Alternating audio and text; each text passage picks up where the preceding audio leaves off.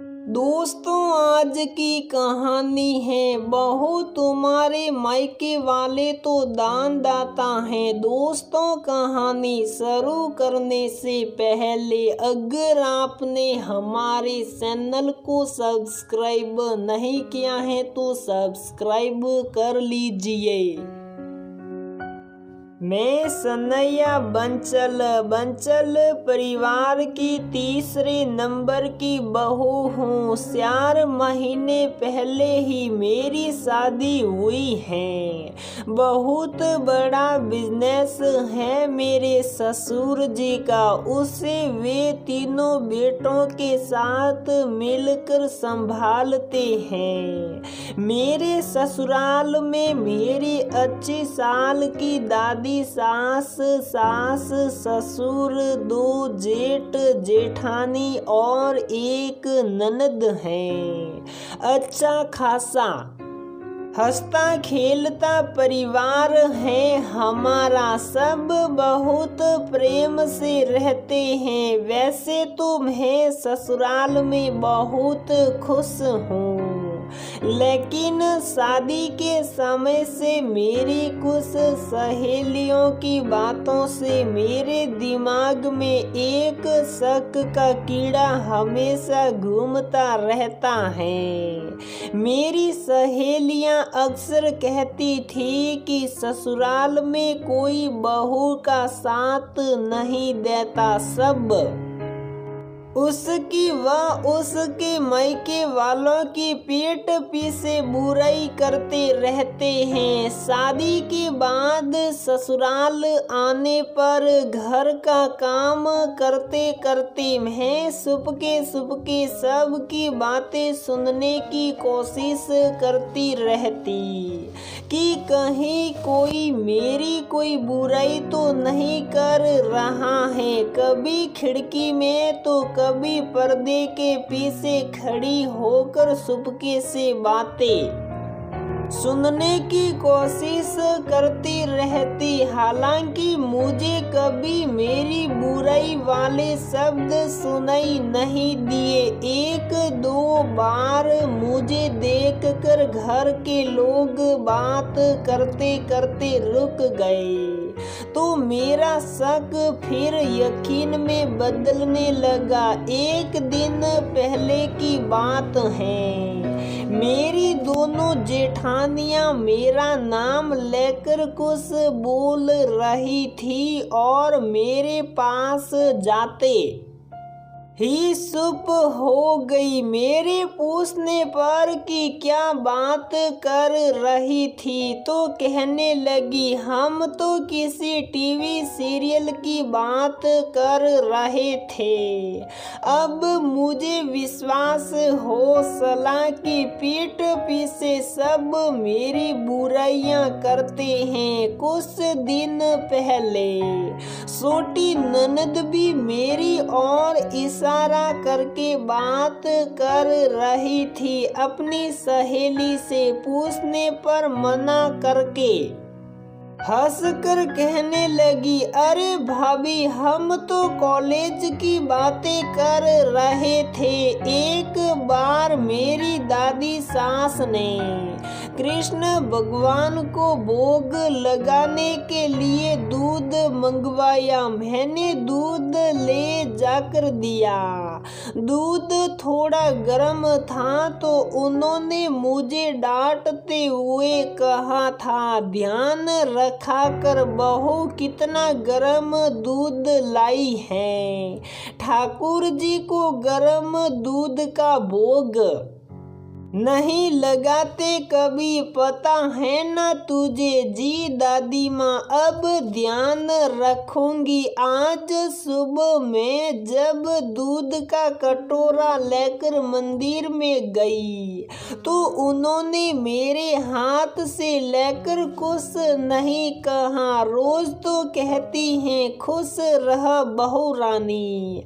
आज शायद पूजा में व्यस्त थी। मैं हाथ जोड़कर वहीं खड़ी भगवान के दर्शन करके प्रार्थना करने लगी। हे भगवान, मुझे अदृश्य होने की शक्ति दो एक बार, ताकि मैं परिवार में सबकी बातें सुन सकूं, उनके मन की बातें जान लूं। कौन मेरी बुराई करता है, कौन प्यार करता है। तभी मुझे ध्यान आया कि मैं गैस पर सब्जी रख कर आई हूँ। जल्दी से मैं किचन की तरफ जाने लगी, तभी कमरे से दोनों जेठानियों की बातों में मेरा नाम सुनाई दिया। अपने बारे में सुनकर उनके कमरे में चली गई। देखो दीदी, ये डायमंड सेट सनैया को जरूर पसंद आएगा। हाँ, बहुत सुंदर है। कितनी सीधी और सरल है हमारी सनैया। बहुत काम करती रहती हैं वह हमारे साथ। अब उसे देवर जी के साथ कुछ दिन घूमने भेज देते हैं सिंगापुर। कल हम उसकी बर्थडे के बारे में बात कर रहे थे और उसके आते ही चुप हो गए। उसे शायद लगा होगा कि हम उसकी बुराई कर रहे हैं। ये हमारा बर्थडे सरप्राइज वरना कल ही खुल जाता।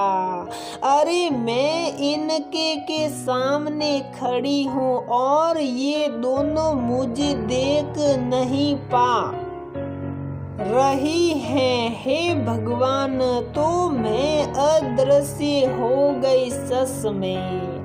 थैंक यू भगवान जी। देखो, ये मेरी बुराई नहीं तारीफ कर रही है। ओहो, कितनी प्यारी है मेरी दोनों जेठानियाँ। काम में मेरी मदद करती हैं, हमेशा नई डिशेज बनाना सिखाती हैं मुझे। कितना प्यार करती हैं। और अब मेरी बर्थडे पर इतना बड़ा सरप्राइज है भगवान।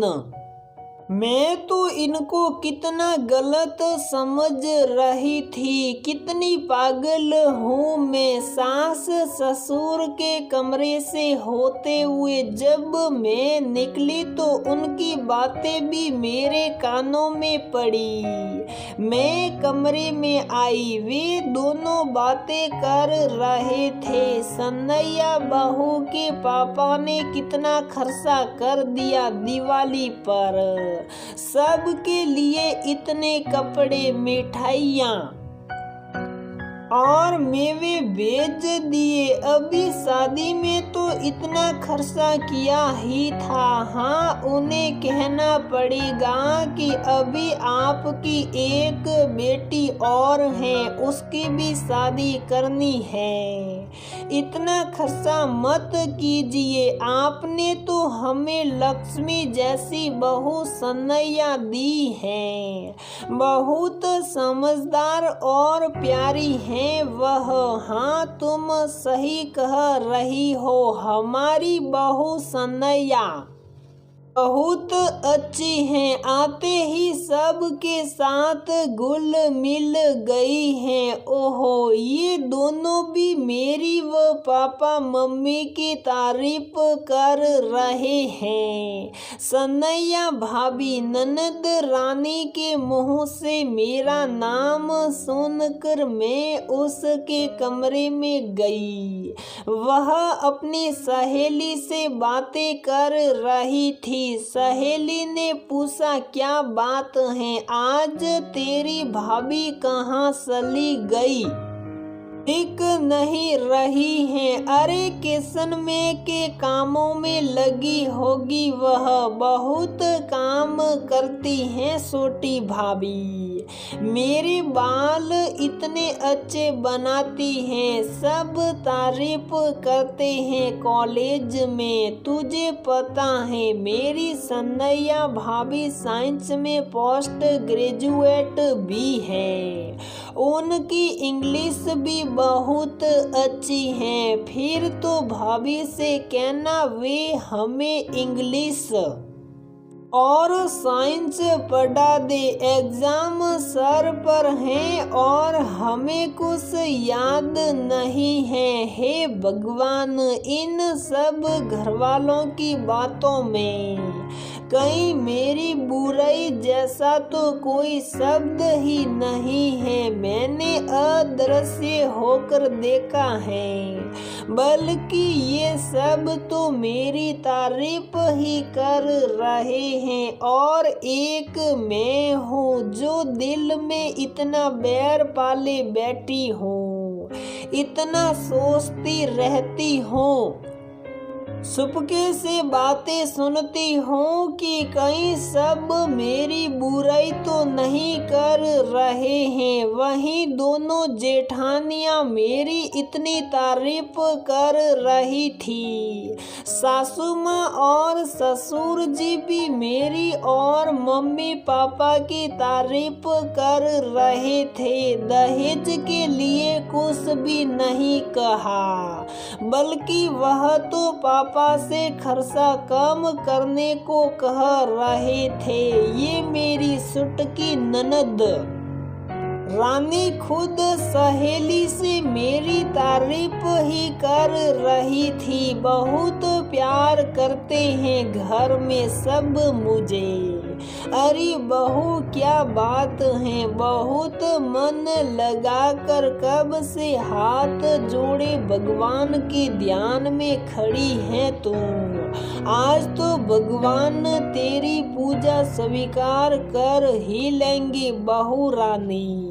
जी जी दादी माँ, अब दादी माँ से क्या कहूँ, आज तो भगवान ने मेरी पूजा स्वीकार कर ही ली। मुझे अपने घर वालों का सच्चा प्यार दिखा दिया। शायद मेरा हाथ पकड़कर मुझे अदृश्य कर सारे घर वालों से मिला दिया। मेरी आंखों पर सहेलियों की सीख का जो उल्टा चश्मा सड़ा था, उसे उतार कर सबका सच्चा प्यार मुझे दिखा दिया। हाँ दादी माँ, आप सच कह रही हो। भगवान की कृपा और आप सब आपका आशीर्वाद और प्यार पाकर मैं धन्य हो गई दादी माँ।